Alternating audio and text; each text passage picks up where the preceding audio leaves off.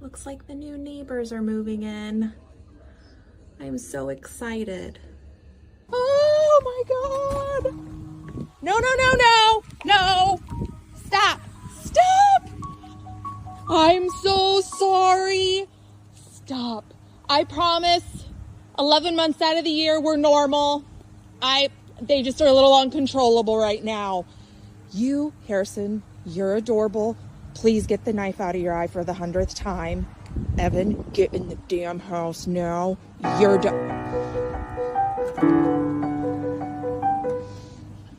an idiot.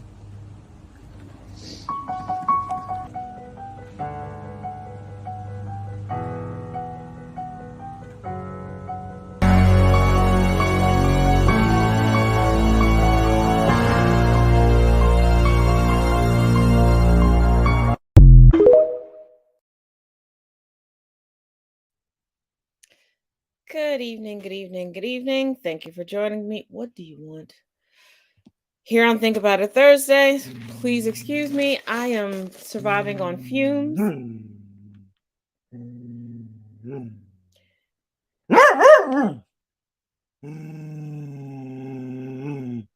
And someone wants to be an asshole tonight. So, would you stop? So, we're going to start things off with some DeSantis news. If I can get it to start. Stop. I'm sure you know all Arabs are Semites, but how can you paint with such a broad brush to say 2.3 million people are anti-Semitic? Well, first of all, my position is very clear. Those Gaza refugees, Palestinian Arabs, should go to Arab countries. The U.S. should not be absorbing any of those. I think the culture, so they elected Hamas. Let's just be clear about that. Not everyone's a member of Hamas. Most probably aren't, but they did elect Hamas. In 2006, and then the military occupation happened after that, where they went in and haven't allowed elections since 2007. So in 2006, there was an election. But there was a lot of celebrating of those attacks in the Gaza Strip by a lot of those folks who were not Hamas. But if you look at their education system, this has been an issue for a long time. They teach kids to hate Jews. The textbooks do not have Israel even on the map.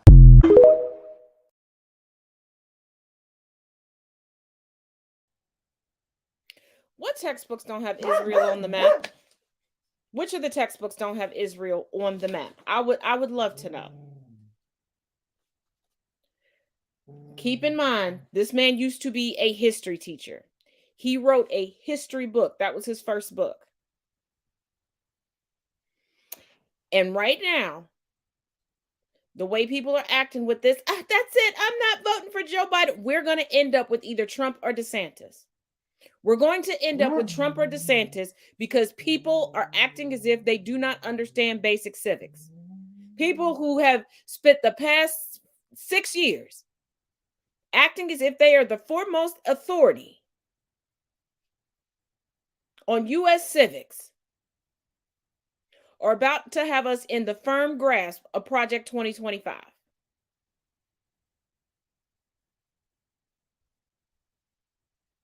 because they keep forgetting that DeSantis exists. But from there on to more regarding V.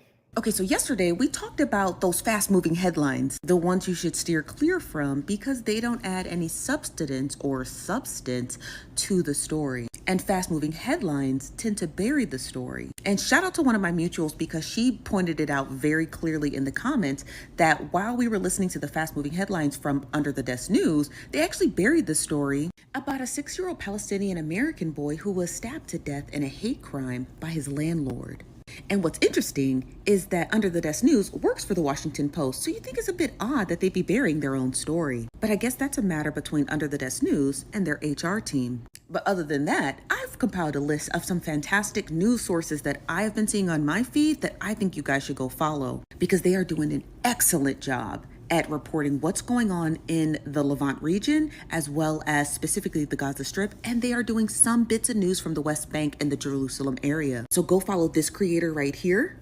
This creator right here, her videos are excellent. This creator here, I think she just started posting news and everything, honey, it's newsin'. The news is newsin', okay? This creator here, a lot of their videos have been going mega viral because they are not only informative, but factual. Signed Stranger, excellent news source. I watch their news literally every morning. Like you guys watch my news in the morning, I watch theirs. Sincerely Yawa. Now this creator not only tells you the news, but they also give you a breakdown of the celebrities who are supporting the right-wing Israeli government and other companies have been supporting them and which ones you should boycott on specific dates. I love their coverage. And lastly, this supporter here, now I can't pronounce their name because it's kind of a cute name, but go follow all of these creators and don't worry, I tagged their names below in the caption.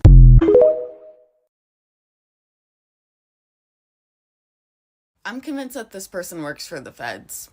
I think that the feds are providing them a script and they are reading off of the script that is provided by the feds. That's what I think is happening. It's Sunday, October 15th at 8 a.m. Eastern Standard Time, and here's what's been happening in Israel-Palestine for the last 2 days. Here in the United States, there were several peaceful protests at college campuses with folks showing up to support both Jewish students and the Palestinian people. Jewish students and the Palestinian people. So, Jewish students that are in America right now, in their dorms, at Columbia, and the Palestinian people being bombed in Gaza. Why are those two even in the same sentence? Now, if you think I'm being too harsh, watch the rest of the clip.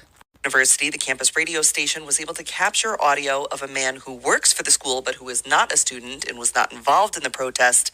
I'm going to play it for you now. His comments are very disturbing. Listen at your own discretion, and please know that this does not represent the views of WKCR, nor does it represent the views of the student protesters we are covering. Excuse me, sir. We're with WKCR, or the college radio station. I was wondering if I could talk to you, interview you. Sure.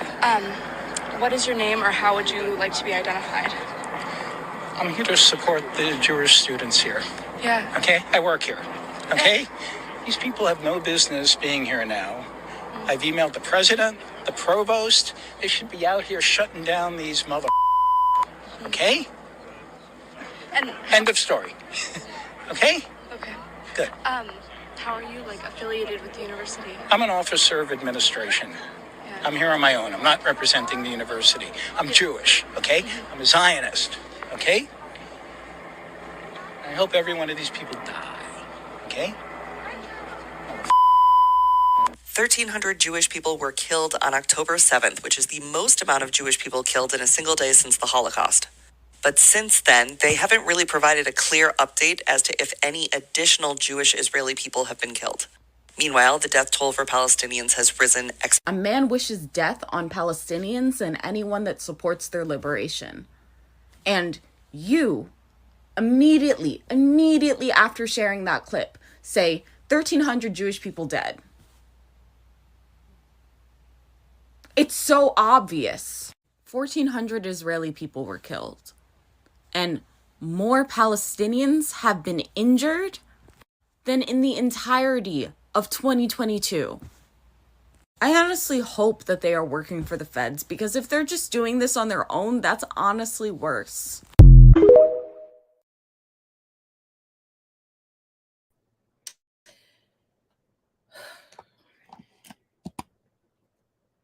Now, I touch on the method that V used there periodically. And like I broke it down yesterday, it's propaganda. It's no more than rumors and gossip. See how she took a little bit of truth. And how many people do you think actually caught that the death threat was towards Palestinian people and anyone supporting Palestinian people? Because she followed it immediately up talking about the death of Jewish people. No different than what Joe fuck your mama Biden did tonight. He talked about Hamas. He talked about the Israeli people. When he did talk about Palestine, he sprinkled it in while talking about Ukraine. There's a portion of the address with my commentary on it over on TikTok, just because the address happened right before we got on here. And like I said, I am holding on by a thread. So bear with me tonight, please, and thank you. That's what he did. He kept talking over in Ukraine, and then Hamas, and then the Ukraine, and the Palestinian people. We feel sorry for them, and Ukraine. And he's describing what's going on in Israel, in Palestine, but saying Ukraine. He gave you facts, but flipped it. And if you don't pay attention, do you see why so many people are like, free Palestine, you're anti-Semitic, get away from me? Like I said, everybody's brain isn't like mine. You're going to follow, because the brain, if you're not the one consciously thinking about it,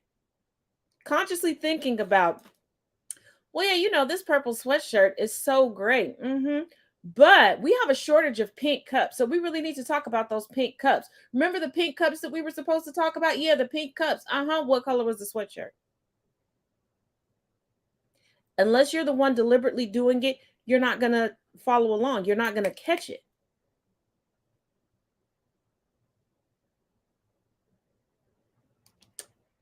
And that's what they're banking on. And then legally, for the tribunals, for the world courts, for NATO, in regards to the Geneva Convention, with things like this, they can say, oh, but I told you the truth.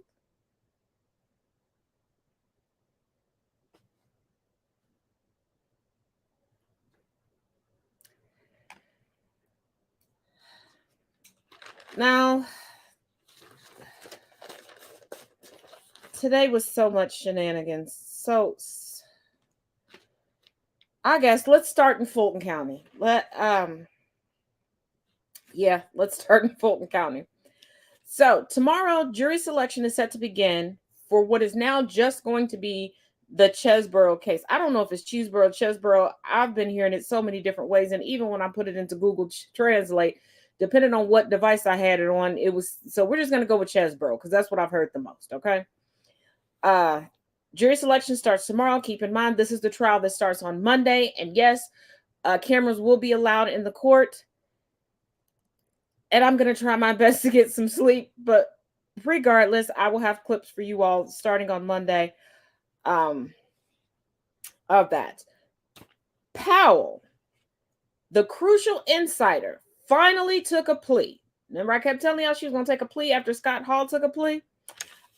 She is 68 years old. She took a plea to misdemeanor charges, 6 of them, and the plea terms are pretty similar to Scott Hall's plea. 6 years of probation, a $6,000 fine, must testify honestly in all future proceedings. That includes if the DOJ calls her up. $2,700 to be paid in restitution to the Georgia Secretary of State's office, a letter of apology to the state of Georgia, no contact with witnesses or co-defendants until all of the trials have been completed. And just like with Scott Hall, she had to have her testimony recorded so that they can fact check her along the way. Now, keep in mind with this plea deal, she does have a limited ability to appeal. Highly doubt if she does that. The information that she provided must be corroborated. So let's not look at it as the ink is dry, because remember, she is the Kraken. Now, 24 hours ago, her attorney was still fighting for a dismissal, the same plan that she's had since the indictments came out. Her last attempt at it, at the dismissal yesterday, was denied. Chesbrough and his team stated that they were caught off guard by Powell's plea. Now, this plea does mean that Powell will have to testify against both Rudy Giuliani and Trump. Powell is also an unindicted co-conspirator currently in the federal elections case as well. She may be asked to testify for the Department of Justice. And the question is now, with this plea agreement in Fulton County, will her attorney immediately request a plea deal with the Department of Justice? Because this plea deal and her forthcoming testimony, she has put herself in a lot more legal jeopardy. And even though this case is regarding Coffee County and Georgia and the election shenanigans there, they can still ask her, because they're going to have to figure out why she did what she did. So they're going to have to ask her things outside of the perimeter, outside of the scope. And that could get her into very murky water when it comes to Jack Smith and his team. Now, Chesbrough and Powell both were presented with plea deals 10 days ago. Girl, you cutting it close. And Chesbrough rejected the deal. His attorneys did not find the deal appealing. But get this. Between yesterday and today, the judge, McAfee down in Fulton County, determined that Chesbrough's request to invoke attorney-client privilege did not apply here because he's a co-defendant, meaning he took part in his client's crimes. So that was not client-attorney privilege. That was co-conspirator nonsense. And they tried to use that as yet another attempt at that. But in order to get the plea deal that she got, it is pretty clear that Sidney Powell gave up enough damning testimony, because remember, she's getting probation and no jail time unless she violates the terms of the plea deal. Now, regarding Powell and the election fraud, keep in mind she utilized the executive branch of the government to seize voting machines. That would involve the Coffee County break-in involvement, taking and tampering with the election data from there. We learned more about that when Scott Hall took his plea deal. She pushed false election fraud claims publicly and consistently. And keep in mind, she was a former Trump chief legal warrior. She can give prosecutors access to inner circle discussions with Trump's legal teams, and others, most notably Rudy Giuliani and Meadows. So Meadows may be up next asking for a plea deal.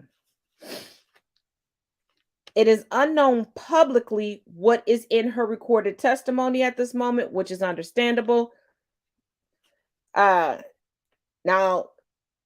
Sidney Powell is also the same one that was taking all these lawsuits claiming election fraud in front of courts, and she claimed that every judge that she went before regarding these election cases were corrupt, including judges that had been appointed by the GOP and more specifically the Trump administration. Okay. And what may get her into some murky waters, especially with the Department of Justice, is that she may be asked about the infamous December 18th meeting at the White House. And that is the meeting when January 6th was launched. If you remember, the night of December 18th, you had Marjorie Taylor Greene doing a video outside the White House. And that's the night that Trump took to Twitter to tweet the following: be there, it will be wild. That was the night that happened. She pled guilty to limited facts, but she does not have a current deal, aka a global resolution with Jack Smith. Sidney Powell is the first person with direct contact with Trump to flip. Now, without the plea agreement, Sidney Powell would have faced charges, the following charges: RICO, election fraud, computer crimes, defrauding Georgia elections. With this plea deal, she pled guilty to intentional election interference. This allows her to avoid felony charges and is a pretty good deal. This has nothing to do with her law license. That's between her and the bar, so that may still be taken away from her. Now, Trump's Georgia defense team gave the following statement regarding Sidney Powell's plea today, and it is, and I quote, "Assuming truthful testimony in the Fulton County case, it will be favorable to my overall defense strategy." And that comes from Steve Siddall.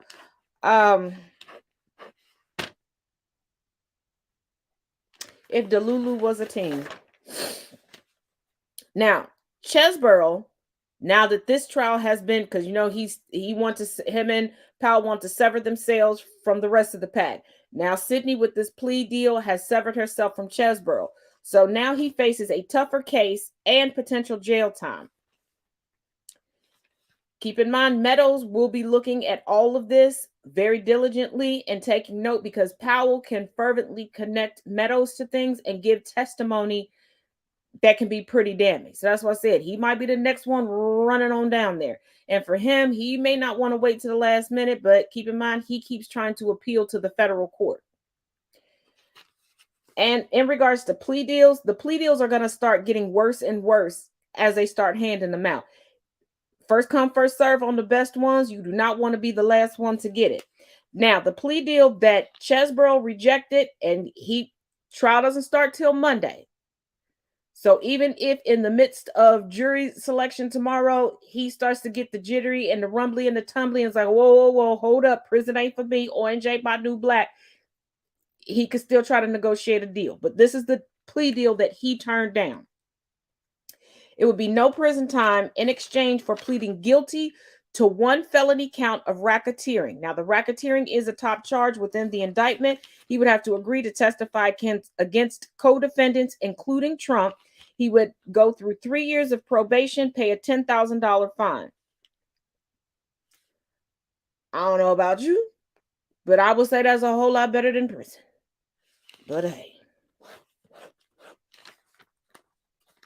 Now, with Sidney Powell, keep in mind, without this plea, after all of her attempts at getting this case dismissed, there was no way for her to avoid prison. In regards to the evidence against her, keep in mind that there were documents, there were witnesses. She was the one that hired, put together and hired the forensics team that went into the Coffee County elections office and did what they did. She was meeting people at the airport and everything else. There was no getting out of this for her. So, and then with Scott Hall, who was all up in the mix, and all the top tier people knowing him and him being looked at as their guy in Georgia, she wasn't getting out of there. Yeah, they're pretty screwed. They're pretty screwed. That's why I say this statement from Trump's attorneys. And if Trump tries to amp up or get a smear campaign going against his co-defendants, especially now that Sidney Powell has flipped, and he can't say that he doesn't know who she is, because when things really started to go off the rails, that's when he was like, oh, what she was saying was crazy. He's already said publicly that he knows who she is. So he may try to intimidate her, but keep in mind, Fulton County didn't treat him like everybody else. Fulton County is the only place we got a mugshot. Fonnie Willis will not have a problem going to the judge like, you give me that bench warrant. And neither will the sheriff. Now, we know that the race to Speaker Mountain, the hurdles just imploded. But before we get to today's shenanigans, the GOP is still trying to blame Democrats for this. Take a look. Brianna, we shouldn't be in this position.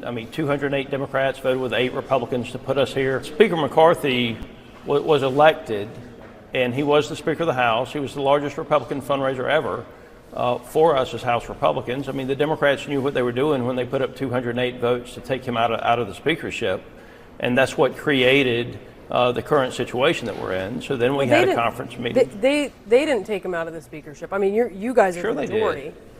But you guys are the majority, right? 96% of the votes came from Democrats, though, Brianna. I mean, just factually speaking, there were only 8 Republicans, and there were 208 Democrats. I mean, 208 Democrats. But, sir, who's voted. in the majority? Well, the Democrats were the majority of that vote, and when we have a very who's small in the margin, majority in the House of Representatives? the Republicans are in the majority, but the Democrats provided the majority of the votes to take Kevin McCarthy out of the speakership. But I'm not sure what I'm missing here with you, because 208 Democrats voted with 8 Republicans to take the largest Republican fundraiser out of the speakership. This was a pretty calculated decision by the Democrats. I get it that we had 8 Republicans. Here's why, sir, because it was a Republican who filed the motion to vacate. It was a Republican that had very, very personal differences with Kevin McCarthy. All right. All of these personal differences. And I would say in a regular schmegular job, they wouldn't let that happen. But from personal experience, yes, they will. Yes, they will. They will try to dictate personal matters and hold it against you. But here's the thing. It was also the GOP that voted to allow one person to be able to take out the speaker. But let me get y'all up to par on what all happened today. So we're going to start from the top of the day to the end of the day. Okay? So at approximately 11:42 Eastern Standard Time this morning, there was a proposal yet again to empower McHenry, the Speaker Pro Tem, until January 3rd of 2024. This would have to be a bipartisan move. Keep that in mind. With this proposal, Jordan would be the Speaker designate. The fuck is that? It's not in the Constitution. We ain't never been in this. Anywho. And this was supposed to be an opportunity to buy him time to schmooze more votes. This would have resulted in a Jordan McHenry power dynamic with the Democrats in the mix some way, somehow. Completely unprecedented. Now, due to Jordan's election denial and stance against appropriations, some of the GOP are holding to a never Jordan stance. They didn't vote with him for him to begin with. They said they have no desire to vote for him, period. Then, at 12 p.m. Eastern Standard Time, the House recessed to continue talks regarding the speakership. Some of the GOP were at the time still blaming or splitting the blame between themselves and the Democrats. Now, keep in mind, the Democrats voted against the one-vote speaker removal. That was all the GOP. That was something they wanted in exchange for McCarthy becoming speaker. Overnight, additional members of the GOP stated that they would no longer vote for Jordan, and the Radical 8 are fervently opposed to all things bipartisan. Remember, the proposal of empowering the Speaker Pro Temp would have to be a bipartisan effort. The whole working with Democrats is why McCarthy got ousted. I promise you, it is like a big old playground with a bunch of toddlers hopped up on sugar and meth. Then, mid-afternoon, the empowerment proposal was dead. They were no longer empowering McHenry, the Speaker Pro Temp, and at that time, Matt Gaetz was getting an icy reception on the Hill. Actually, they almost came to blows. That video is over on TikTok.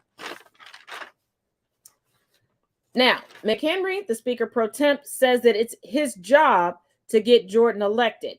And he has stated outright and hinted several times since becoming the Speaker Pro Temp that he does not want to be Speaker, which is shocking because his first move as Speaker Pro Temp, without even knowing if, he had the power to do it or not, was to throw Nancy Pelosi and another person out of their office. For what? But I guess.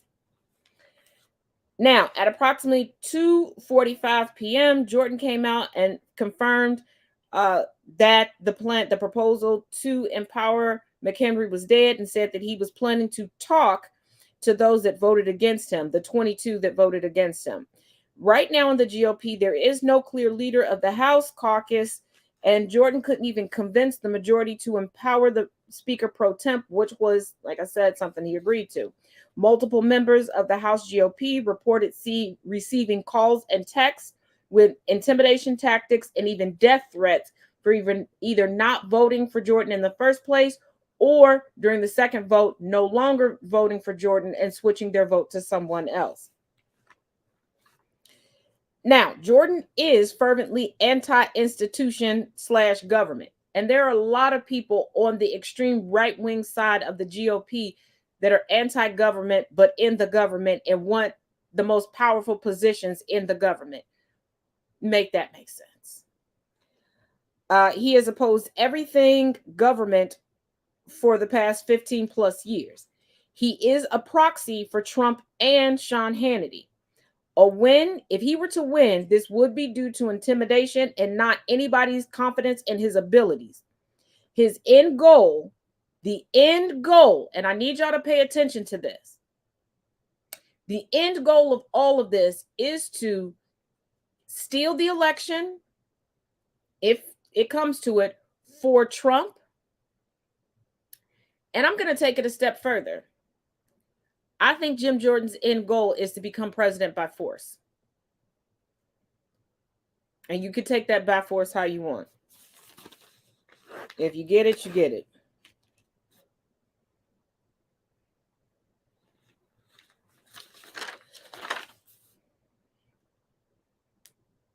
Hold on.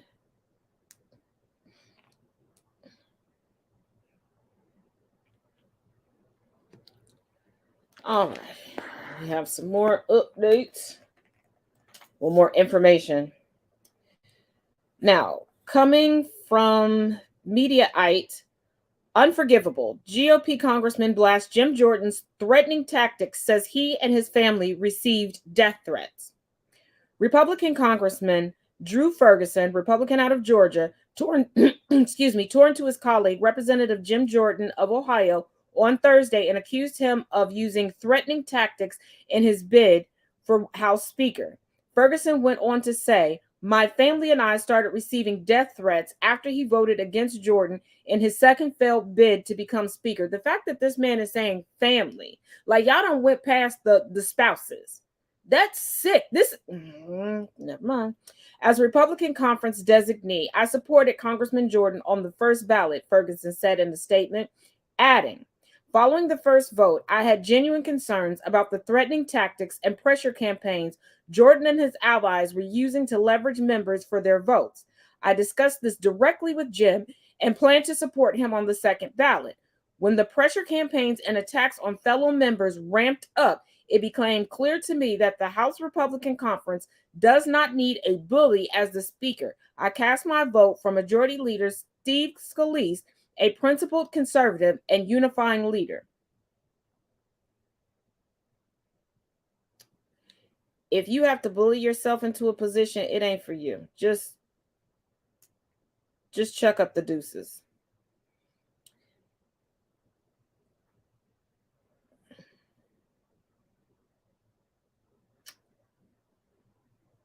And coming from a Newsbreak affiliate, Chris Christie, 61, former New Jersey governor, criticizes childish Republican Speaker standoff. Former New Jersey governor and presidential candidate Chris Christie has weighed in on the recent House Speaker standoff within the Republican Party. In an interview, he expressed his concerns about the situation and its potential impact on the party and the country.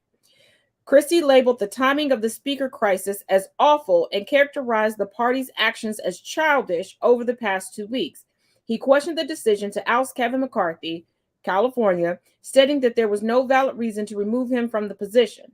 The former governor also shared his skepticism about the 8 challengers' chances of resolving the situation, suggesting that it might not be resolved promptly and that Jim Jordan of Ohio, one of the challengers, might face difficulties in winning over the necessary votes. Christie emphasized the urgency of having a speaker in place to facilitate the passage of essential legislation, including aid to Israel and Ukraine, support for Taiwan, border security measures, and budget matters. He expressed his preference for a next-in-line speaker rather than a pro tempore to avoid repeating the same crisis in the future.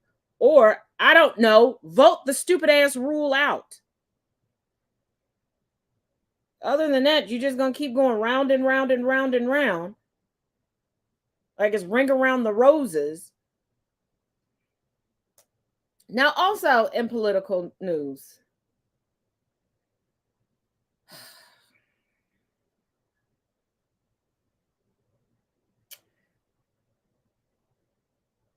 this presidential election, this vote is going to be so freaking split. So freaking split. Like I said, we're going to end up with either Trump or DeSantis, unless either one of them drops out or Trump ends up in jail. Coming from the Business Insider. Now, y'all remember when I told you about Harlan Crow? You know, Clarence Thomas' homeboy? Well, that's not the only black man that he seems to have on his payroll. Harlan Crow, the GOP megadonor and pal to Clarence Thomas, maxed out his campaign donation to a self-described non-Marxist socialist trying to defeat Joe Biden. He's a GOP megadonor. So why do you think he's putting his money behind a non-GOP candidate that's also black? And who am I talking about? Harlan Crow donated $3,300 to Cornel West independent presidential campaign per FEC filings. Crow, a major player in GOP politics, described West as a good friend. During a Wall Street Journal interview, Justice Thomas faced scrutiny after ProPublica reported that he took luxury trips funded by Crow. Well, right now, Cornel West isn't a politician, but for everybody that wanted to criticize me for critiquing, rightfully so, Cornel West and bringing out inconsistencies and reminding people of the fact that he only pops up to split the vote and sow discourse every time there's a presidential election and there's anybody, any candidate that looks like they're going to do anything for marginalized communities. Kiss my ass, kiss my ass, kiss my ass. Billionaire GOP megadonor Harlan Crow maxed out a donation to Cornel West, the progressive academic and 2024 independent presidential candidate, according to the latest FEC filings. The records show that Crow gave $3,300 to West in August, weeks before West switched from pursuing the Green Party presidential nomination to running as an independent. Wanna guess why he doesn't want to be with the Green Party? And remember, it's all also rumored. It is allegedly, that West is the unofficial candidate for the no labels movement. That's what they're calling themselves, because if they call themselves a movement, they don't have to turn over their financials and who all is on the board. West in the past has labeled himself as a non-Marxist socialist, which would seemingly clash with the more conservative and pro-capitalist politics of Crow. Now, the way that West is avoiding paying his taxes and setting up to release another book, it checks the boxes. But Crow, in an April interview with the Wall Street Journal, described West, a professor emeritus at Princeton University and a former professor at Harvard University, as a good friend. Harlan Crow doesn't have good friends, okay? He has motherfuckers on the payroll, okay? Harlan Crow has slaves. House slaves, but slaves nonetheless. West, who has been critical of the Democratic Party despite his liberal positions, has drawn the ire of some Democrats who believe his candidacy could siphon off votes from President Joe Biden's re-election efforts and aid his Republican challenger. That's exactly what it's going to do. They can't do another pony show like they did with Kanye West the last time. So who better? Get a black man who seem so woke to so many black people because they don't look past his slick words and his charlatan ways. Because if you split up, especially the black vote, once again, this is how you get Trump in office or any of the GOP. During an August interview on NBC's Meet the Press Now, West said that the two-party system in the United States was becoming an impediment for the flowering of American democracy. Correct. And we've discussed this here on the show. But you got to start from the ground up. All you other parties, even those of you that currently qualify to put a presidential candidate on the ballot, stop waiting for presidential elections. Start getting people into local elections, then state elections, then federal elections, then the presidency. So people know who you are, what you're about, get familiar with your platforms, have the ability to join and register under your fucking party. Stop just throwing everything out there every 4 years like overcooked spaghetti, hoping that it sticks to the fucking wall and doesn't mold. Like, let me truly talk to y'all for a minute. If you're so, like, we're all tired of this two-party system. And nowhere in the founding documents did it say we had to have a two-party system. When the founding documents were created, political parties did not even exist. They didn't exist. And as they started to come up, nobody said, hey, we got to stop it too. But you got to stop trying to be the CEO before you've been the mail clerk. We see that nepotism doesn't work. So why are you trying to push it metaphorically in politics? Get people accustomed to it. Use the same blueprint that I explained to y'all that the GOP uses. Nobody but the GOP is spending hundreds of thousands of dollars on school board elections. How do you think you have a Matt Gaetz, a Marjorie Taylor Greene, a Lauren Boebert, who essentially pops out of nowhere? In the last election, look what they did. Moved Herschel Walker, move a couple of people around, made them look good, shined them up great. But they had been establishing in those same districts with other elections. Psh, look at that. Get people familiar with you and they may support you. But Green Party, Independent Party, Reform Party, Constitution Party, all of y'all, you cannot wait until it's a presidential election and then give us someone that we haven't even heard of. You're not even plucking a politician who switched parties because they got an enlightenment. You're not even pulling an activist that has a name for themselves. You're not even getting these people to drum up an online presence. You're not getting them speaking engagements anywhere. You're not getting them to write a book on politics or history to get on the news. Nobody fucking knows who they are, but all of a sudden you want us to trust them to lead the fucking country, especially after the shit shows many of us have had to live through?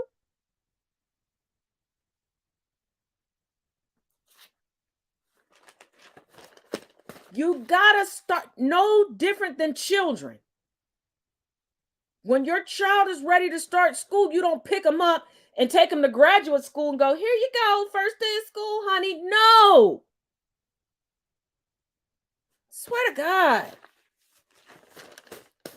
For people who want to be in politics so much, just don't know how the shit works. Ah.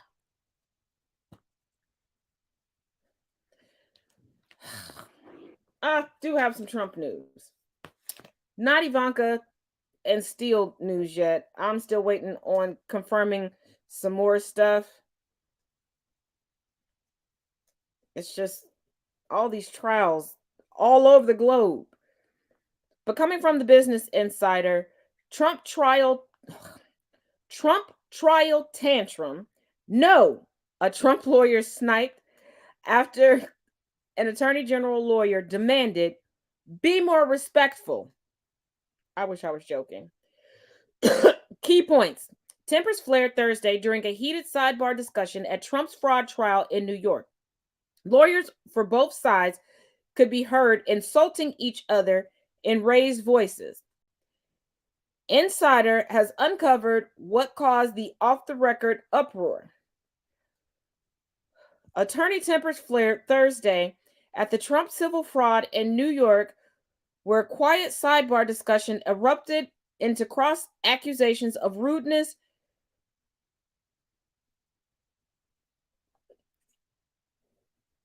and disrespectfulness. Be more respectful. A lawyer for State Attorney General Letitia James could be heard telling Donald Trump's lead attorney, Christopher Kise. No, Kise could be heard answering. That, responded the state's lawyer, Colleen Faraday, was rude. The entirety of the sidebar was off the record, meaning a court stenographer did not take notes as lawyers for the state and members of Trump's defense team squared off at the judge's bench before the day's testimony began.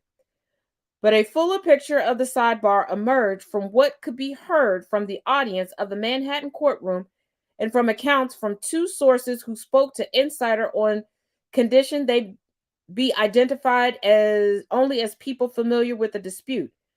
The sides were called to the bench of the New York Supreme Court Justice Arthur Engoron to discuss a letter sent by the AG's office to the judge that was made public earlier in the morning, the sources said. In the letter, the state accused the Trump organization of failing to turn over emails concerning Trump's triplex apartment.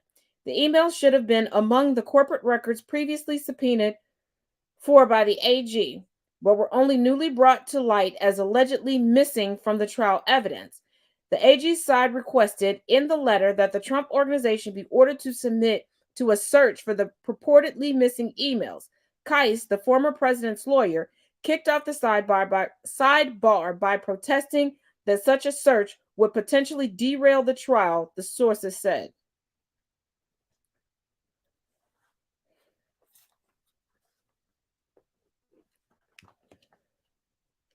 I guess the plan for the Trump Manhattan team is to keep playing games and hope for a mistrial. Honey, you've already been found guilty of fraud. And all of your shenanigans are not going to look good at the appellate court.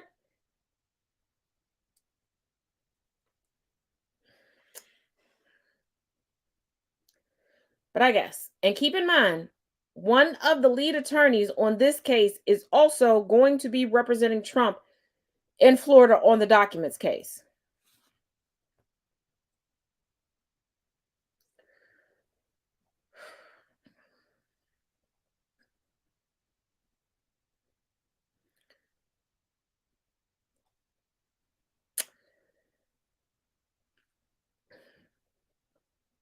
All right.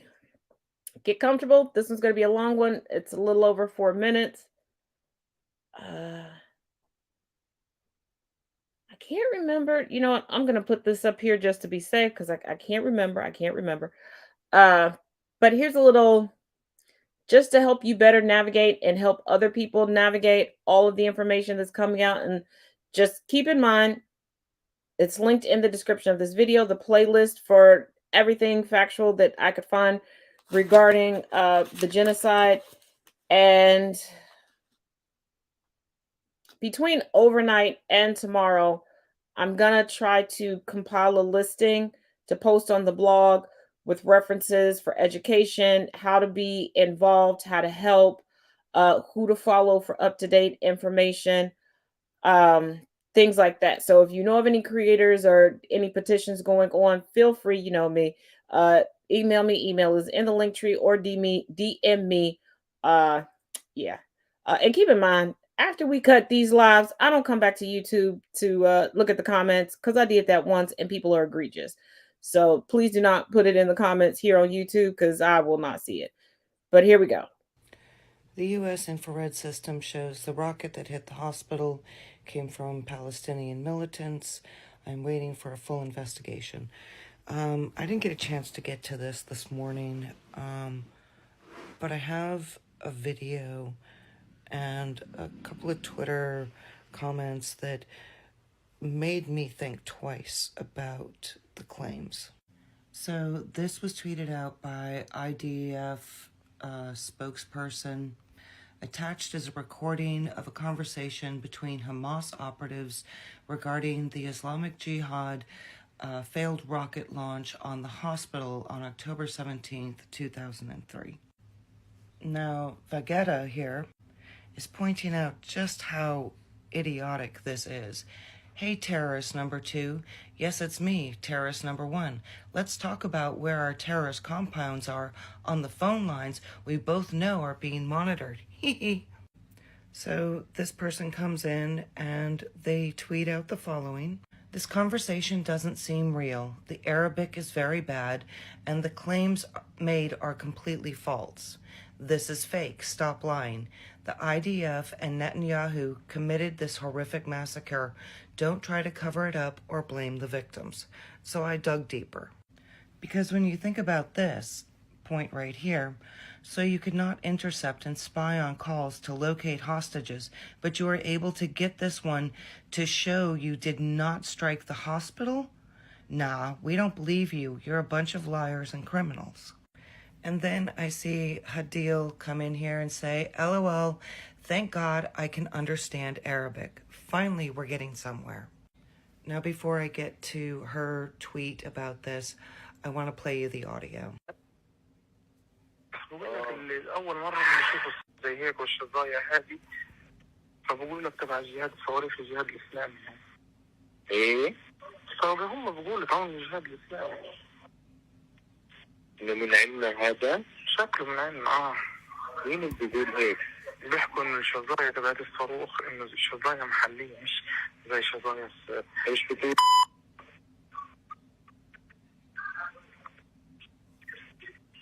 سبحان الله من عندنا ما لقاش غيرين بجرثومين. نعم هذول كريم من المقدرة الورا دي بثلاث محط فيه. ايش ايه؟ بتلاقيهم طالعين من المقبرة الورا المستشفى المعمداني دي اللي هو فسه ونزل عندهم. هو في مقبرة وراه؟ المعمداني ولك عند الساحة بالضبط. هي وين لما تدخل على الساحة؟ أول ما تدخل على الساحة تدخلش على البلد عيدك اليمين في مستشفى المعمداني. So this is what she tweets out. Yes, but the voice is speaking in a way that doesn't make sense in Arabic. For example, the first part, it's saying something like, so I will tell you, man, I will tell. They're saying that the last one is from Aham al-Salimi. The beginning is confusing and filled with phrases like, I will tell you, they say, we tell, and it's hard to understand what's happening. The voice also mentions Alihad al-Islami. Islami? I'm sorry, you guys, I'm butchering this. As if it's necessary to say their full name when talking to a coworker. There are many other words that just don't fit, and the wording in general is nonsensical. It isn't commonly used in Gaza. I feel like valid points were made. How come they can't find the hostages if they were able to get that? I mean, I thought all the phone service was shut off. All the cell service was shut off. There's no electricity. I have a lot of questions. What do you think? Now, when the video first came out, keep in mind, my Arabic is very, very limited. Just started learning like mid last year from a friend of mine. And because of our work schedules, it's been very, very scattered on my learning. There is a family near me. I frequent their store a lot because I can get my coffee fix in the big cup. And I was going to ask them, but then I was like, this is pertaining to genocide. And I may be asking them to translate some really egregious stuff. Have they translated other things for me and, tried to help me, at least recognize some words, try to help me with pronunciation? Yes. So I was in a bit of a pickle. That's why I didn't bring it up, because I'm like, But thank goodness for the internet, especially Twitter, for the old school Twitter heads that still believe that Twitter should be an open forum for us to bring accurate information and to help each other not get the wool pulled over our eyes. And I couldn't find the video, but somebody told me that there was another creator who does speak Arabic. Arabic is their native tongue. That said that the accent sounded weird. And I thought that as well. But here's a caveat about me. When I hear anyone speak, everyone to me has some type of an accent. And because I've been so tired, I was like, maybe you're hearing it wrong. But no, the accent isn't correct. It would be, you ever heard a cop? Now people make jokes about cops trying to be down or trying to speak Spanish and try to sound like a native Spanish speaker, but you could tell they only made it through middle school Spanish. And the accent is off and the mannerisms are off. That's what it was giving. And when I first saw the video, and y'all, I've been so tired. When I first saw the video, I did not have my hearing aid in. And yes, my right ear works fine, but let me explain.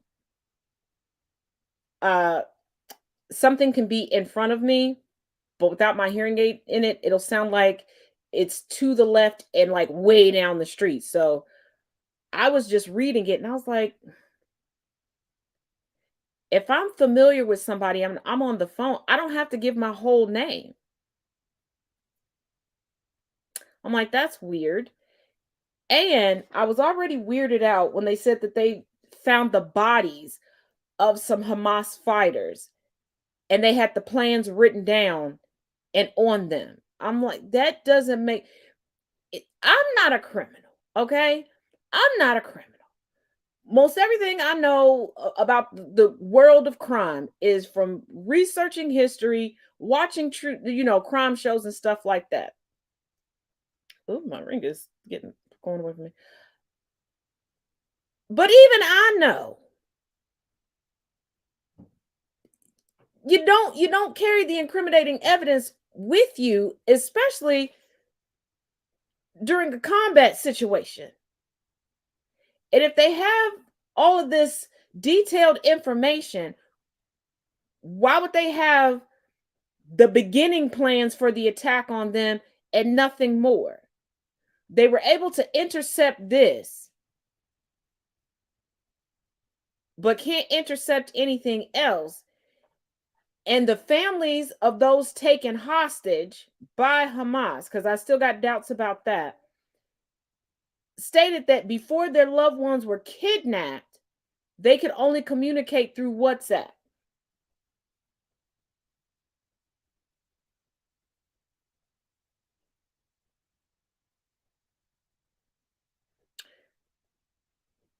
And the classified surveillance information that they passed on to Biden was the same crap that was being shared and redacted, shared and redacted, shared and redacted on Twitter, because they forgot they don't control the internet globally.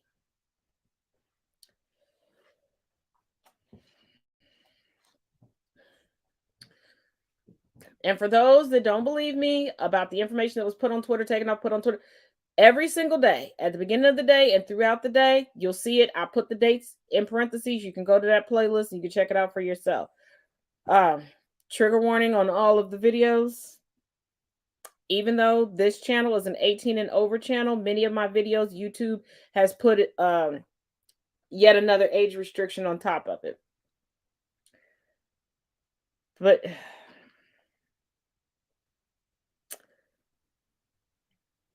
and I'm still wondering how in an area that Israel controls what goes in and out, because for a couple of years, Israel banned potato chips from going in, how they got military grade equipment and weaponry, how they were able to take hostages and drive them into Gaza on golf carts.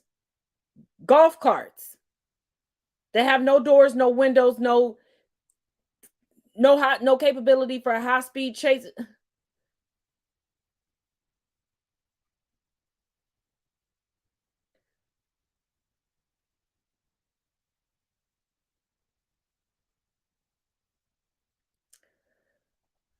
I guess. But to close it out, I'll leave you with a quick little video because it is a follow-up to a story that I did before Biden lost his damn mind and decided to fall into the depths of the Sky Daddy handbook. Just to remind you that there is some good in him. And if you would like an update regarding student loans, because I know there were some issues, that is also over on TikTok. If you go to my profile, it's one of the videos that's labeled because there were a lot of updates today. So you'll see it labeled, and then the updates are always connected in the comment section. But yay, Biden. Take a look. Hey, y'all. Ever since I posted that video talking about how President Biden is pledging to fix the racial wealth gap and how I've signed contracts totaling about $1 million or more for my company, my consulting company, I have gotten where's the money? How do I find it? What did you do? Can you teach me how to do it? And so I have created a series to teach you exactly what I did. It's called Unlocking Community Development Funding, and you can find it as a series. I'll link it in this video. And I go over the 10 steps that I took in order to get this funding, how to build the relationships, how to seek out the funding, how to identify what the grants are for. There's a lot of different things in there right now. I can't think of everything. You can go preview some of the sessions to see if it's something that piques your interest. But it does take a lot of work. It's not easy, but it is possible. Now, to go with this, I'm also going to build out a series that shows you the different funders and grantors in your state, because that's the other question I get. Where's the money in my state? It's going to take me a minute to build that out, but it should be out next week.